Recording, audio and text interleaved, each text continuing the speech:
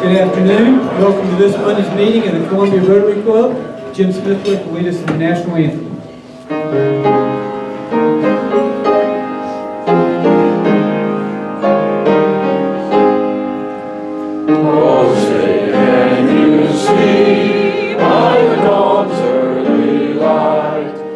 So proudly we hail at the twilight's fast gleaming, whose broad stripes and bright stars through the perilous night.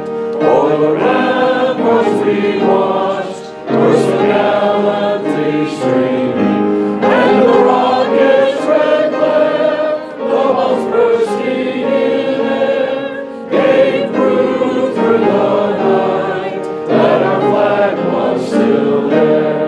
Oh, say does that star-spangled banner yet wave o'er the land of the free and the home of the brave?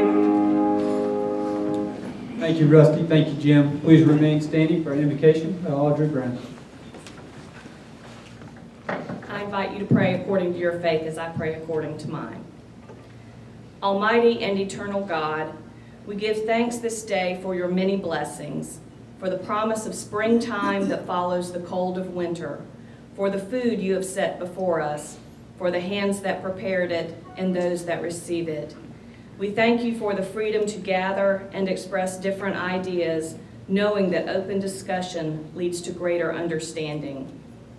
Lord, when the storms of life surround us, help us be still and know that you are God, that where two or more are gathered, there will you be also, and that when trials overtake us, you will carry us. Strengthen us to your service today, knowing that when we serve others, we serve you. These things we pray in your holy name. Amen. Amen. Thank you, Audrey. You may be seated. David Campbell is going to come up and welcome our visiting Rotarians and guests. While he's on his way up here, if everybody or one person at each table would hold up the cart bucket, that's to raise money for Alzheimer's research. If anybody has any spare change or dollar bills, if you please put that in the cart bucket. Thank you.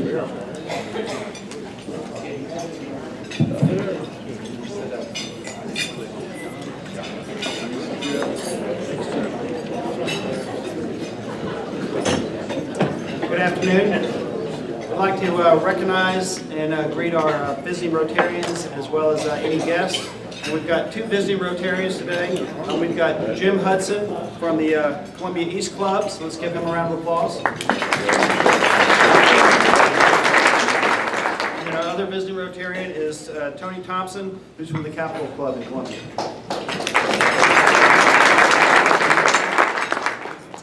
We've got some Rotarians with guests, and so if you do, if you would stand up and we'll bring the microphone around. I'm Carrie Powers with Free Times, and I've got Chris Trainer with me today. He is our staff writer, and he wrote the cover in January, A City on Fire, and there's copies up front if anybody wants to read that.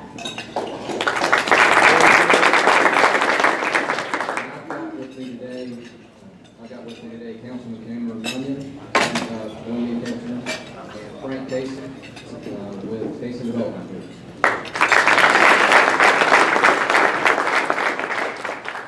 How about Crutchfield? I have my guest today, Matt Mungo of Mungo Homes, and I hate to admit it, he's another Wofford grad. He's also a new dad, and the baby's name is Matthew Stewart, which I think is quite a privilege for father.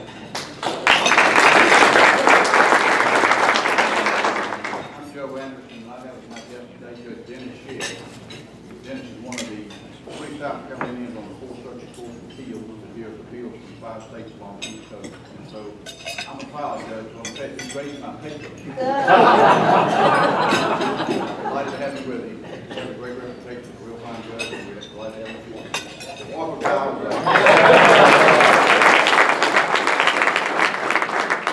Hi, I'm Dot Royal, and I'd like to introduce my guest today. Please welcome Susan Elkin. She is the counselor at the Palmetto College at USC and a former president of the Rotary Club in Tennessee, where she lives.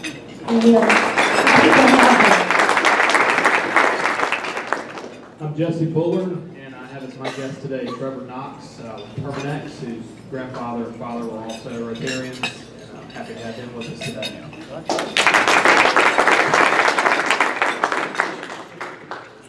I'm Libby Gober, and I'm delighted to have as my guest today my son, Bud Murphy, who is here because of our program.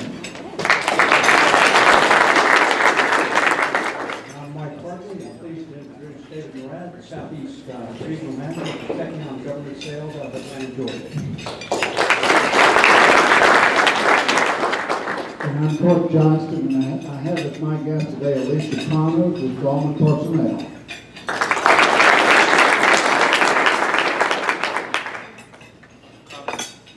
I have 5 guests with me today. If y'all would stand up, this is the group of folks who helped organize the entire burning of Columbia commemoration that we're going to talk about today.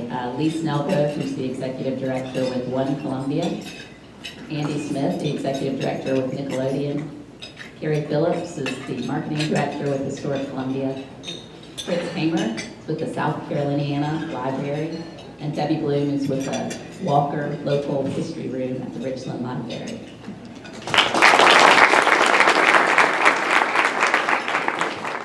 All right, do we have any more Rotarian guests or any visiting Rotarians that I've missed?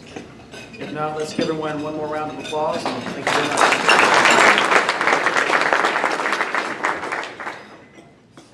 Thank you, David.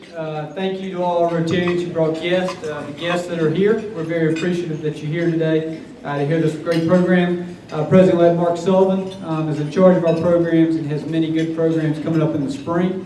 We hope you'll come back to visit. With that, we'd like to turn it over to Jimmy Derrick for Health and Happiness.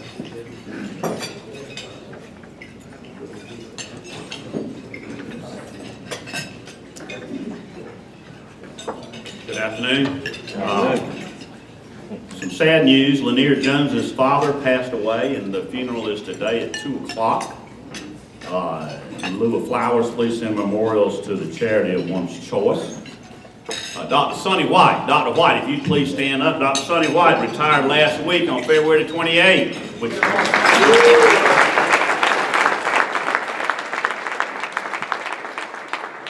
Tremendous loss to the Columbia area. Dr. White is going to be moving up to North Carolina, and we just let you know that Laura, my wife, and I have his home listed. It's not on the market totally yet, but if you'd like to take a look at it, give me a call.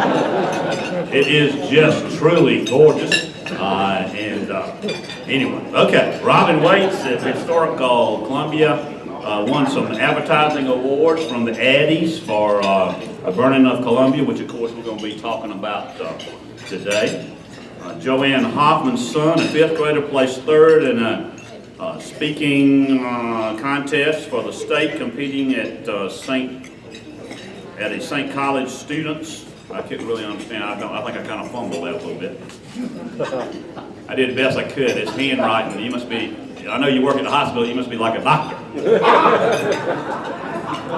Okay, being a person who never wants to venture into causing any problems with anybody, a couple weeks ago I gave a speech. I've been in the real estate business 43 years, which is longer than a lot of you people are old. And I had a really terrific experience in 1973 when I first came into the business, and I wanted to share that. When I read the paper this morning, the headlines of my paper that I got this morning, the headlines were "A lesser cut of meat."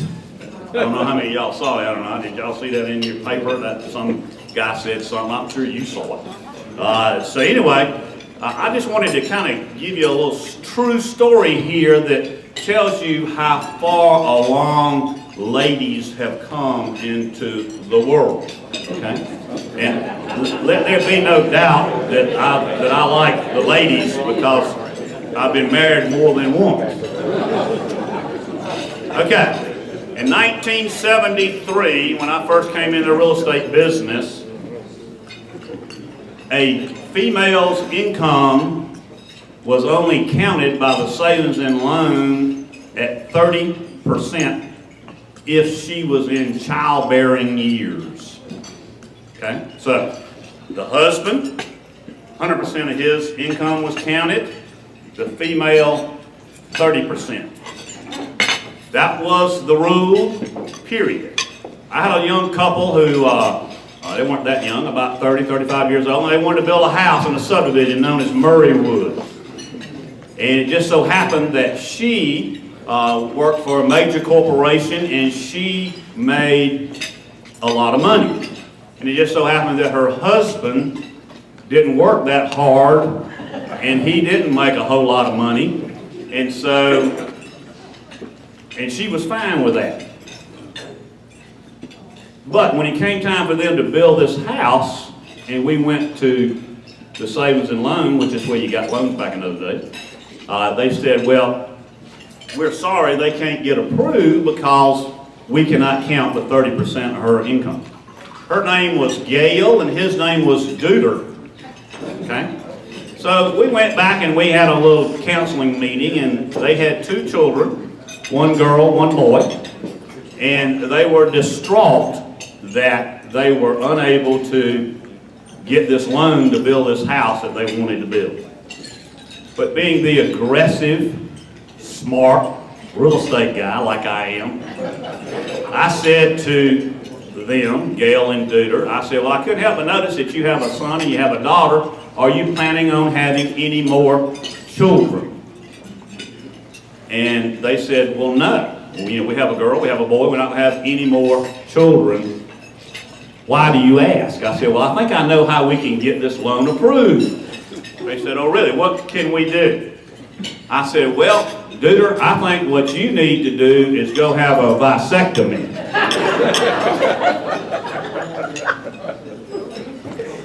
And they said, really? And I said, yeah, I think that'll work. I said, so what you need to go ahead and make an appointment, get that done, and we'll get a letter from the doctor, and we'll walk into the savings and loan, and we'll hand that letter to them. So they said, okay.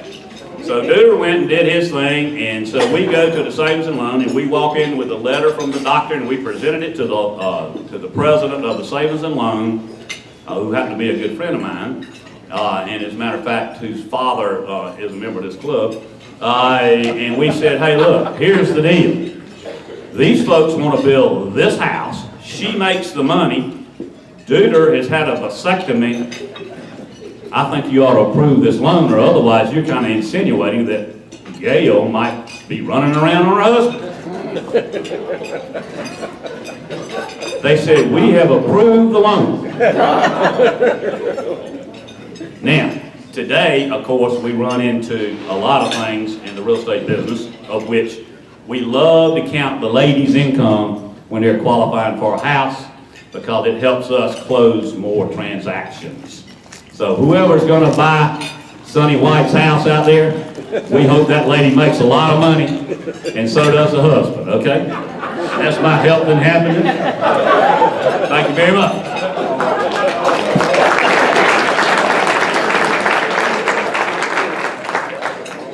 Jimmy. Rusty's now going to lead us in the new member induction.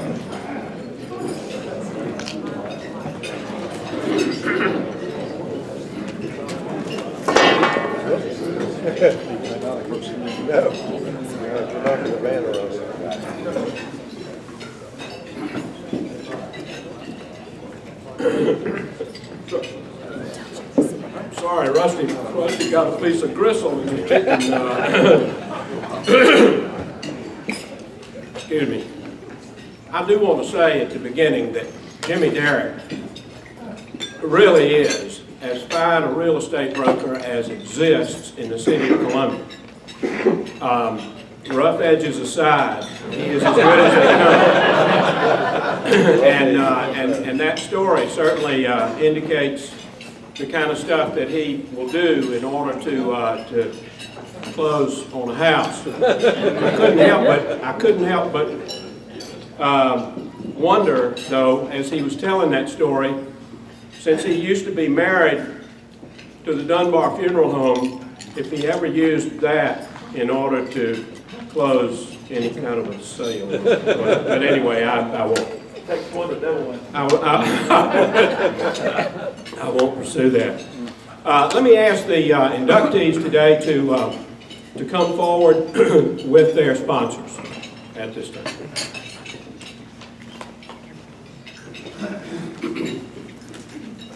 And turn and face the assembled multitude here, and let me begin. We'll do this in alphabetical order. The first inductee today is David Leslie Anderson. Goes by David, and David, if you would take a step forward so everybody knows exactly which one you are. Goes by David. His wife's name is Maria. They have 2 children, live on Sebring Drive out in the St. Andrews area. He is the conference benefits officer for the South Carolina Conference of the United Methodist Church. He is also the pastor of the Green Street United Methodist Church. That's Green with 3 E's, as I'm sure all you Columbians know. He was born in Augusta and was educated at the University of South Carolina and at Erskine Theological Seminary. You may have guessed that his church affiliation is United Methodist, and interestingly enough, he is also a member of the Palmetto Master Singers. His classification will be Religion, United Methodist, and his sponsor is Mike Bruce. Please welcome David Anderson.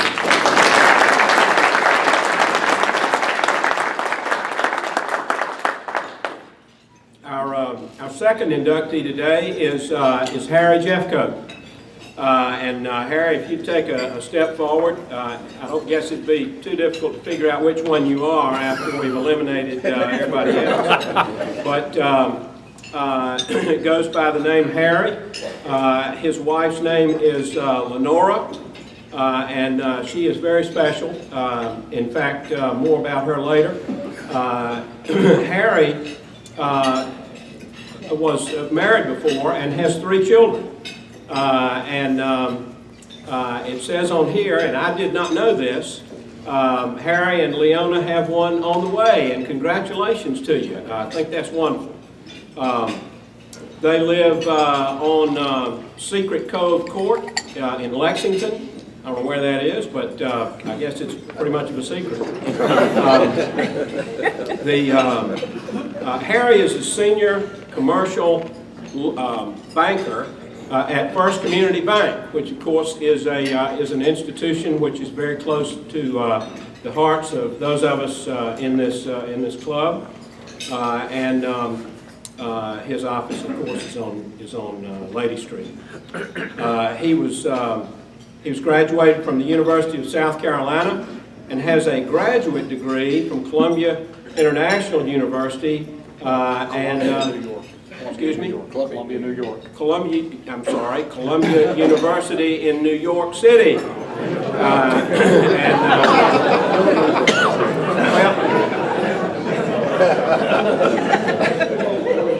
guess I should have asked.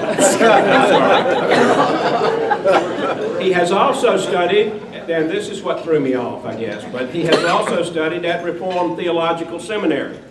What I'm getting at is that Harry is a pretty brainy guy, and he is a good student, and perhaps that's why he ended up being a member of the First Presbyterian Cathedral. His hobbies are theological studies, politics, and gardening, which is quite an interesting mix. He has 4 years of previous Rotary service here in Columbia, and his classification is banking, and his sponsor is Hal Stevenson. Please welcome Harry Jeffcoat.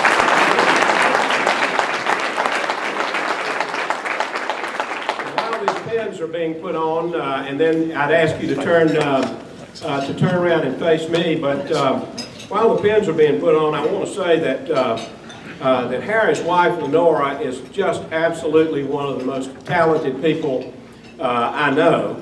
And she is the assistant organist at our church, and she is, I mean, she can play the piano, she can play the organ, she is just, I just couldn't live with somebody that talented. But we welcome you both to the, even the Methodist, to the Columbia Rotary Club, and I hope that you will take the opportunity that that you have to get to know all these people. Most of them are pretty nice people to get to know, and we want you to get to know them. Sit at different tables, come to the meetings, participate with the committees, and really take part. You know, it's like anything else. What you get out of it is what you put into it. So, in the first 6 months of your membership, you'll be invited. In fact, you'll be required, I guess, to attend what's called a fireside chat. In which we will tell you all the things that you've already been told 2 or 3 times about joining the Columbia Rotary Club, and I guess that's the management style that says if we tell you enough times, maybe some of it will sink in and you'll retain some of it. So anyway, but we do welcome you and look forward to that occasion, and look forward to getting to know both of you, and welcome again to the Columbia Rotary Club. Let me ask. At the end of the meeting, if you don't mind, if you would come over to the piano so that those who would like can greet you on the way out. Thank you so much.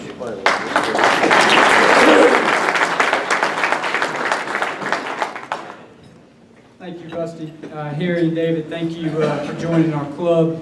Hal and Mike, thank you for continuing to make contributions by investing in our club and bringing in new members as you have this year. A few quick announcements immediately following this. On this side of the room, there will be a board short meeting. It'll be about 20 minutes. And then on Friday, we have our scheduled board meeting. So that's this coming Friday. The district conference is coming up. That'll be the weekend of March 20th through 21st. That'll be in Myrtle Beach. If you'd like more information about that, feel free to reach out to me. And I just want to give a quick update on LeaderCast. After Ellen's announcement last week, we've had quite a bit of positive momentum with ticket sales. We're very appreciative to everyone who has taken action so far. If you have not, we encourage you to do that. If you missed Ellen's announcement, 3 quick hits from that. This is going to be a great event and a great way for our club to brand ourselves in the community. This club is known as the Leaders of Columbia, and this is a leadership event. So this is a great event for our club to embrace, to put on for our community, to improve quality leadership here, and for something for our club to be known for. Second, this is our major fundraiser. Each year our club raises and donates over $40,000 a year for college scholarships. This will be our fundraising event, but yet it does not have the feel of a normal fundraising event, which is why you haven't heard that word used very often. We're using this more as a business development in a sense to give back to the community. Finally, if you've not purchased your tickets yet, you can do so at ColumbiaRotaryClub.org. We'll take you 2 to 3 minutes tops. You can do it on your phone. As we said last week, Carrie Powers has done a great job with our website. You can go to ColumbiaRotaryClub.org. You can pull it up on your phone. Right when you go to the front page, all you do is hit that play button and you can watch last week's program. But all information from our club, from upcoming programs, watching past programs, to purchasing your LeaderCast tickets can be done at ColumbiaRotaryClub.org. With that, we'd like to turn it over to Robin Waits, the Executive Director of the Historic Columbia Foundation.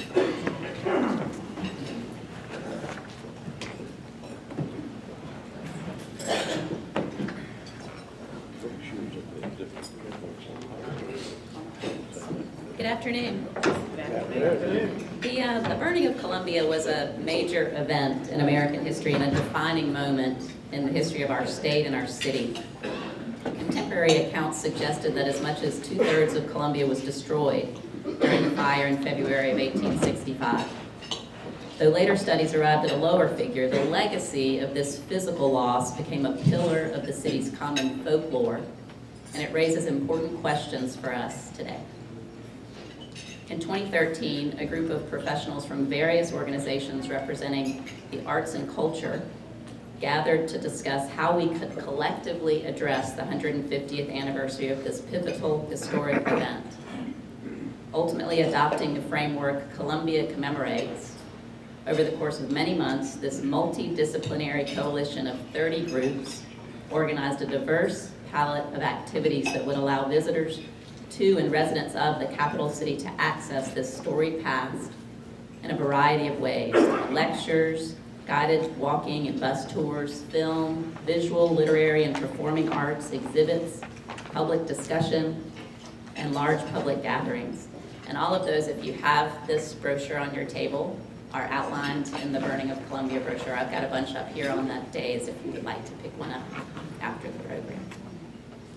In addition to some more traditional programs, the coalition brought DJ Spooky to Columbia to show and discuss his award-winning film, Rebirth of a Nation.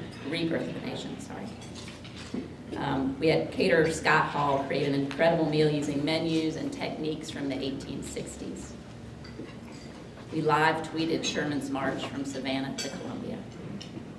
This was an unprecedented partnership for the cultural community, and it was spearheaded by the folks who I introduced as my guests earlier this afternoon. And if any of you have participated in these events, these are the folks who put it together, and really have them to thank. Much to our delight and all the work that went into this, people came. Many of the programs were sold out or standing room only. Over a 6-week period, 8,512 people attended these events. And those numbers don't include people who went to the exhibits. We have 11 exhibits that were either up or will be up through April. They're all themed on the Burning of Columbia. The digital footprint has been huge and continues to grow, with over 52,000 people visiting burningofcolumbia.com. 1,993 have liked the Facebook page, and 417 follow us on Twitter. And as a side note, I think Jimmy mentioned this, but I didn't actually receive an award on Saturday. David Campbell, who's with Chernoff Newman, developed the marketing materials for these activities. And at the American Advertising Awards on Saturday, their work on the project won a gold Addy for special events materials, which is this piece, a silver Addy for the website, and crowd favorite for the brand, which is here, but also on these t-shirts, which are for sale in the historic Columbia Research. So why push to commemorate this historic event? What did the public find so intriguing about this story? Why is the Burning of Columbia etched so deeply in the psyche of our residents? And what opportunity does delving into the past offer for the future?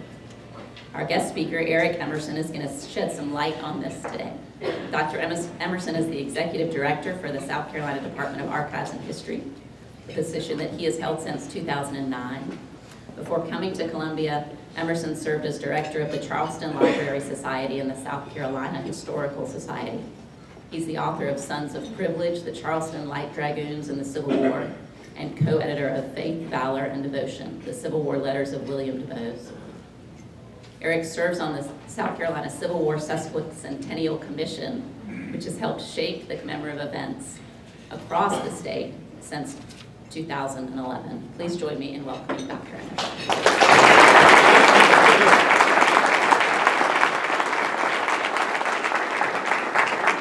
Thank you so much for having me. I really appreciate it. I want to thank Robin again. Robin, Lee, Fritz, Debbie, Carrie, all the people put so much work into this commemoration. It really did meet our expectations when we first started to talk about the commemoration and what we would like to come out of this. Now, we got a long ways to go, several hundred miles, a number of towns to burn in one big city. So we'll start now. So if you want a little bit of background, you can keep your eyes peeled to the slides here. And this is really for your entertainment. I could just lecture all day, but everybody tells me people get bored. So there we go. There he is, public enemy number one for South Carolina for well over 100 years, and public enemy number one for Georgia as well, William Tecumseh Sherman. All right, it's November 1864. It's just over 150 years ago.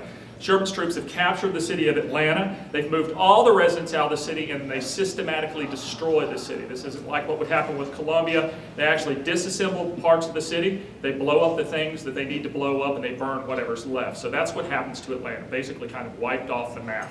And then Sherman sets out with his army, cuts his supply lines, which are based in Chattanooga, Tennessee, and sets out with his army to move to Savannah. They move across Georgia in 2 wings, covers about a 40-mile swath of territory, and they've got foragers out in front of them and to the sides of them. Basically, they're living off the land. These foragers will go up to somebody's house, they'll take all their food, probably take a little bit of their silver too, or maybe all their silver, anything that's of value, and then they'll carry that back to the rest of the army at night.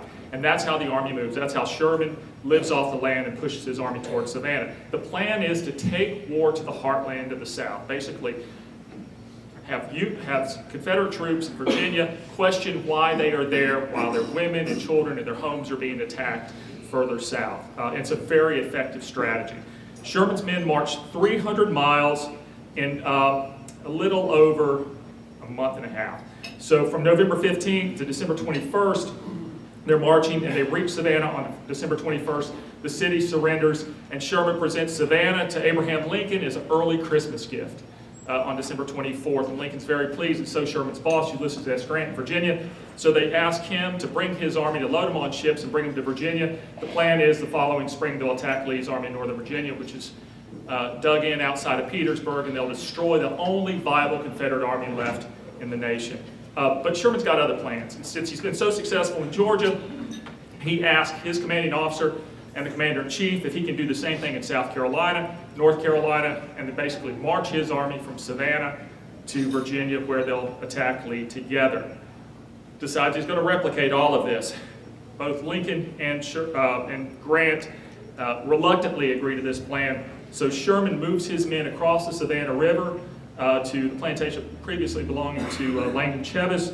Part of his troops embarked for Beaufort, which fell in December of 1861, and they're going to kick off their march there. So it's in 2 wings.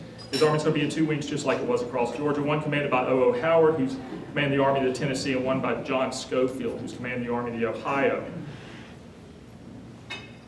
That's a great lithograph coming from Harper's, and it shows the burning of McPhersonville, and that's one of the first towns that's destroyed as they kick off this march. Just going across South Carolina, the Army's going to march 200 miles in 30-plus days, and that's stopping in places like Columbia along the way.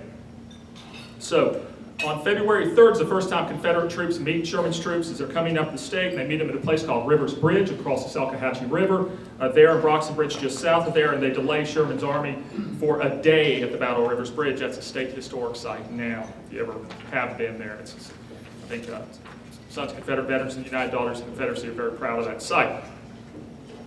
As I said, the Union Army is being fed and supported by foragers or bummers. There are very few Confederate troops in South Carolina, so they can't do a whole lot to stop these Union troops, but there are a lot of Confederate cavalry under the command of General Joseph Wheeler, who many of the civilians hated to see as much as they hated to see the Yankees, because they also would take advantage of the people that they were supposed to be protecting.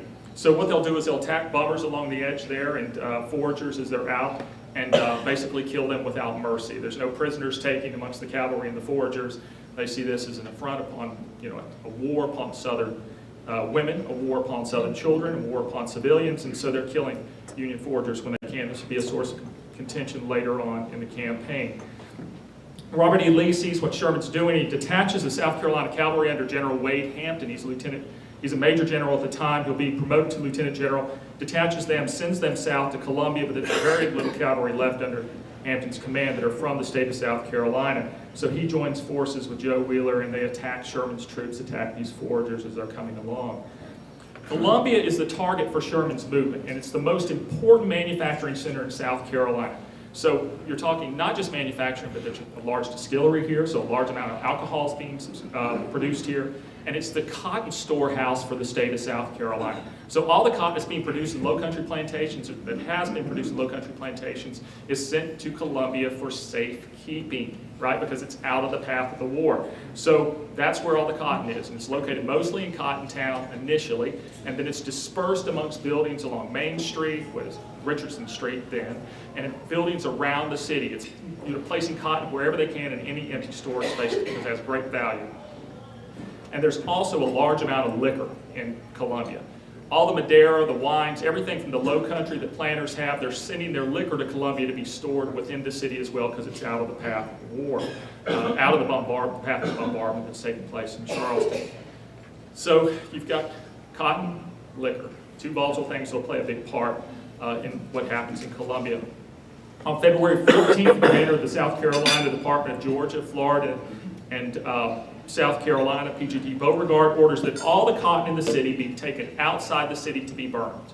But there's not enough transportation for that to happen. And so cotton is actually pulled out of these buildings into the streets. So you have cotton being stacked in the streets in hopes that they're going to come up with transportation later on to take it outside and burn it. Major Alan G. Greens, the local commander in Columbia, and he decides that they're not going to ever have enough wagons to move this cotton, so they're going to burn it in place. By February 17th, that order is countermanded by Wade Hampton, who's arrived in Columbia, and decides that burning cotton in the streets is a bad idea, which you can imagine. But that's the day he decides that's a bad idea, is the day the federal troops will occupy the city. The other thing we talked about was liquor. Mayor Goodwin asked Hampton to destroy all these liquor stores that are in Columbia, and Hampton says it's private property, and so Confederate government or the state of South Carolina doesn't have a right to that private property, so the liquor is left in place. On February 15th, Confederate troops delay Sherman's troops in a 4-mile span of earthworks, which along Congaree Creek. They're still there today. It's the 12,000-year history park. The River Alliance operates those. Those are constructed by 750 enslaved and free laborers. Over the course of several days, they're occupied by just over 1,000 Confederates who hold up the Union advance by just 4 hours before having to retreat back into Columbia. They burn all the bridges across the Congaree River and the Broad River before retreating back into Columbia. The following day, February 16th, Union artillery begins bombarding the city. They bombard the Southern Railroad Depot, trying to blow up trains before anything can get out of there. That would have been off of Gervais Street, just heading down the hill towards the river. And then they start bombarding the South Carolina State House, which is struck at least 6 times, which is marked by the stars on the side of the building today. There's complete chaos in the city, if you can imagine, with Sherman being outside the city. Everyone's trying to get out on trains, wagons, any way they can.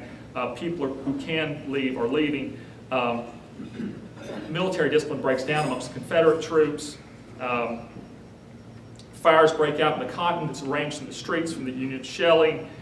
Things are going really, really bad. There are 2,000 bales of cotton that are stored just at breastworks just outside the South Carolina Depot that catch on fire from Union shells. There's also fires on Blanding Street between Richardson and Sydney Park. All this is happening even before federal troops get there.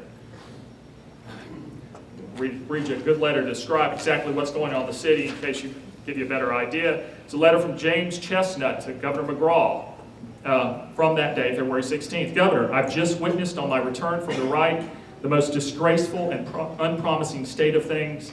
I met General Hampton in the midst of some drunken and riotous cavalry who had drawn their pistols and were entirely insubordinate. We managed by various means, but particularly by procuring some muskets to the Provost Guard to drive them forward. Liquor is at the bottom of a greater part of the mischief. And there's a quote up there for you if you can follow that along. So things are going bad in Columbia, and the Union troops aren't even in the city yet. Confederates are getting to the liquor stores. They're pillaging stores along Main Street, along Richardson Street, in anticipation for Union troops getting there, trying to get as much as they can before they go. So,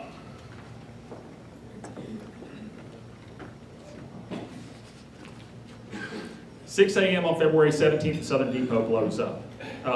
Looters get inside, inadvertently ignite gunpowder. This massive explosion wakes all the city. No one knows how many people died from that explosion, but we know there were casualties from that.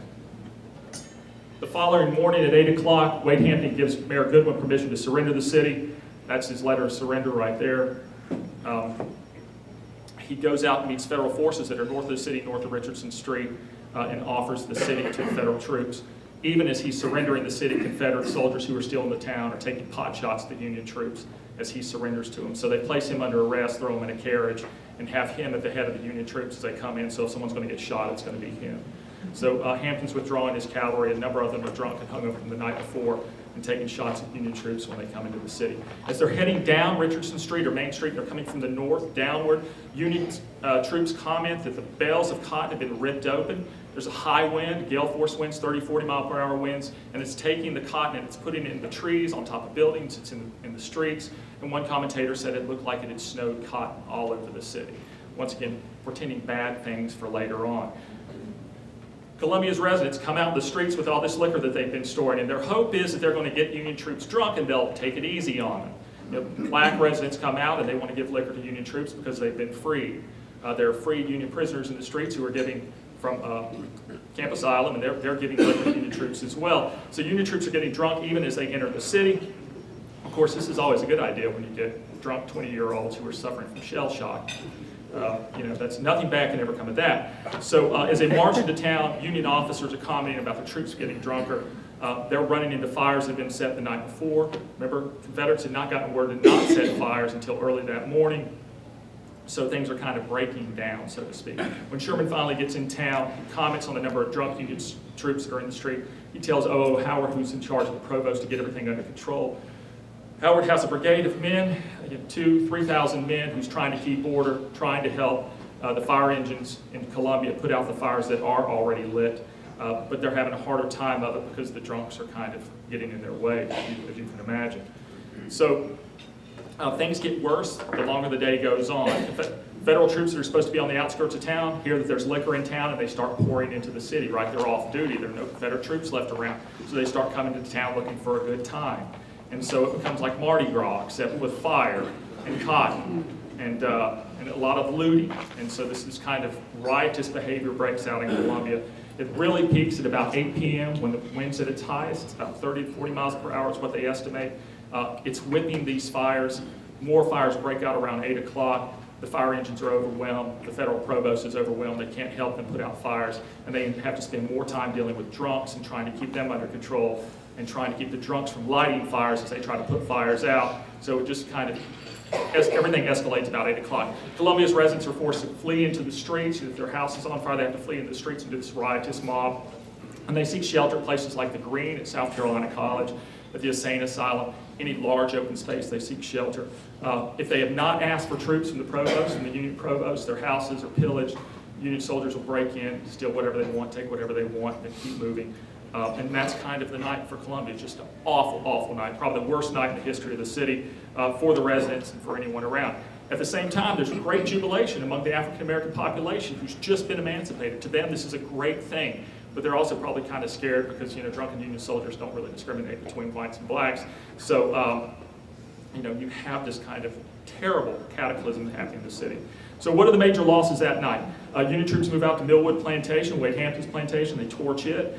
The Robert Gibbs house is torched, which has this grand library, beautiful collection of DeVoe art, artifacts. All that's burned. Federal troops attempt to burn First Baptist Church. They ride up and ask the sexton who's out front, who's the leader of the African-American community there, African-American congregation there, where's First Baptist Church, and supposedly, and this has been really disproven, he points down the street to Washington Street Methodist Church, and they go down and torch it. And so First Baptist Church survives to this day. That's the great story, one of the great stories of the burning of Columbia. So about 2 in the morning, all this wind dies down. Sherman's fed up. He's kind of lost control of his army. He realizes he's lost control of his army. He orders fresh reinforcements to come in from outside the city, and they basically have to get this riot under control. 32 federal troops are shot by other federal troops who are trying to get them under control, and 2 of them are shot dead. About 1,000 federal troops are corralled. The drunks taken outside of town to sleep it off for the next day. So Columbia wakes up the next day on February 18th to this kind of city of chimneys, this scarred, this smoke-scarred, flame-scarred city. Sherman's not really remorseful that the city's burned, but I think he's really kind of angry that he lost control of the situation. He lost control of his troops. That day, they would destroy whatever was of military value that hadn't been destroyed, and they departed town the following day, February 19th. So,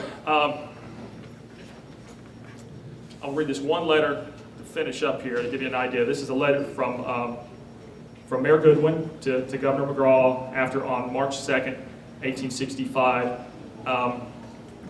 It is with great grief that I communicate our terrible calamity.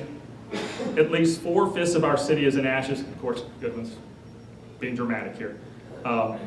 Very little of the valuable part left in the destruction of houses. The Vandals destroyed near all the furniture and nearly all the provisions they could not carry off. When the enemy left us with a view,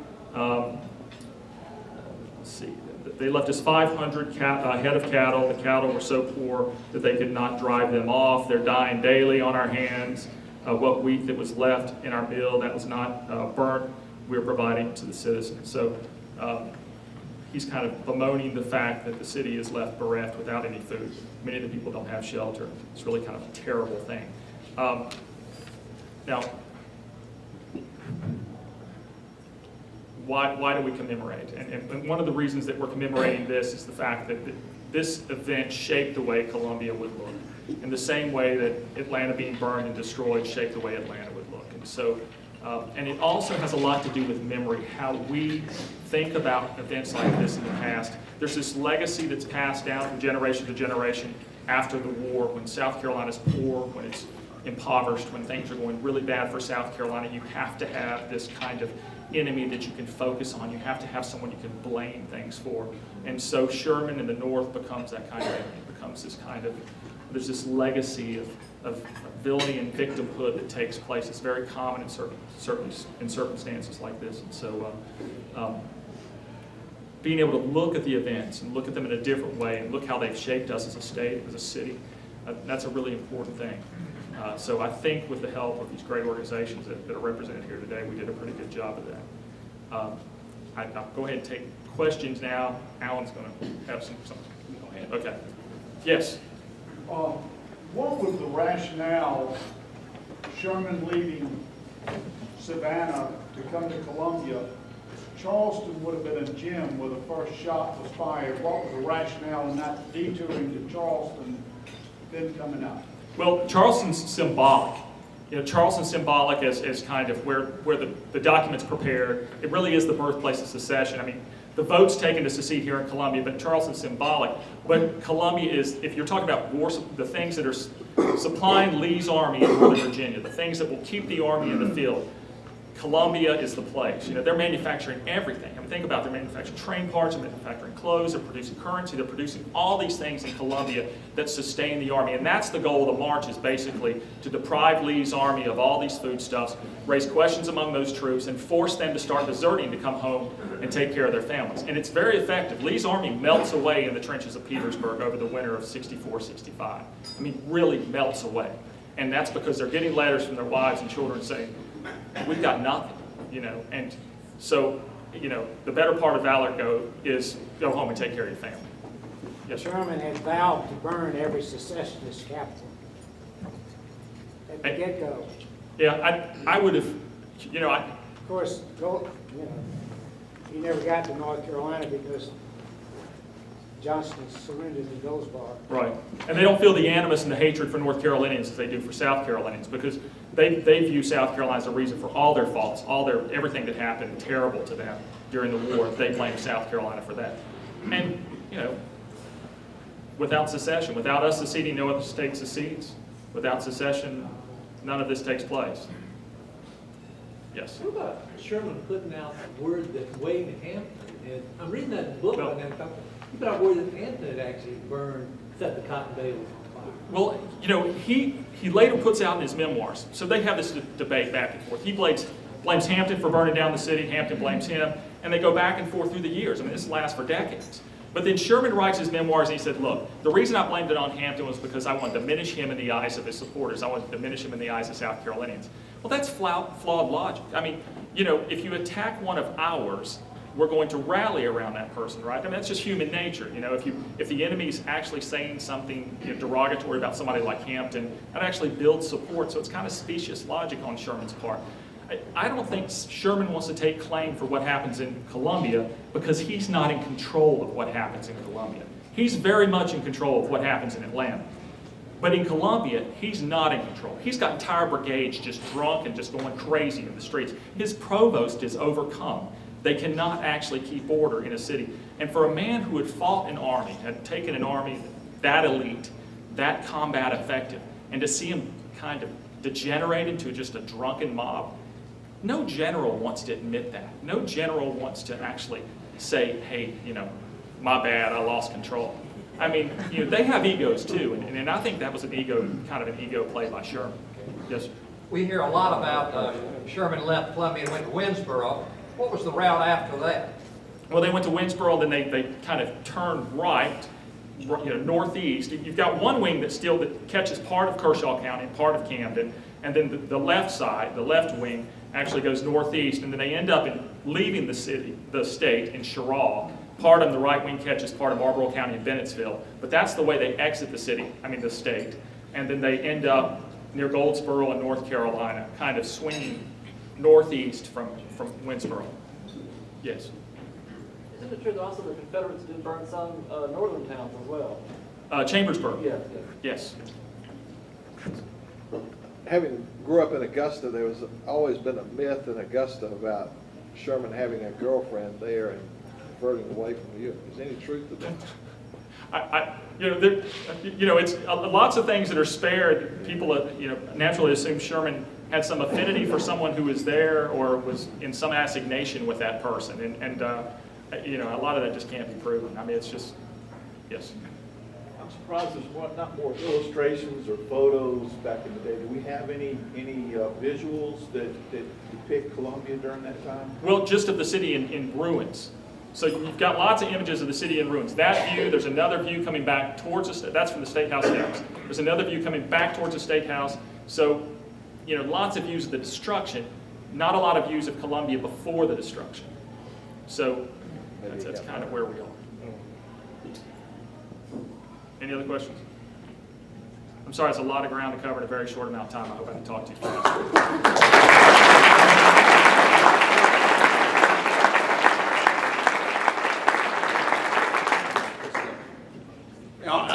I'll just mention, my presentation is basically on the brochure on your table. So come see our exhibit. I want to thank also Lee and Robin and Carrie. They've done a wonderful job about marketing this. We brought people from all over the U.S. in to see these exhibits and these programs. And her visitation is doubled at the South Carolina Confederate Veterans Military Museum. So it's been a good experience all the way around, I think. But thank you.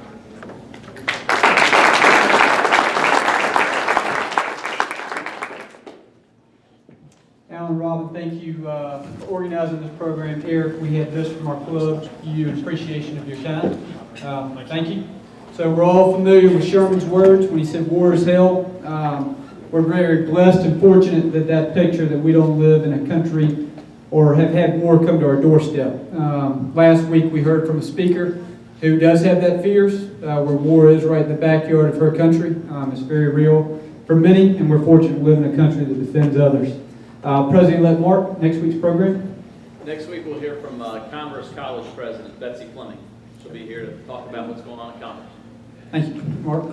Jim Smithwick will close us out. Beautiful for spacious skies. Oh, beautiful for spacious skies, for amber waves of rain, for purple mountains, majesties, above the fruited plain. America, America, God shed His grace on thee, and crown thy good with brotherhood from sea to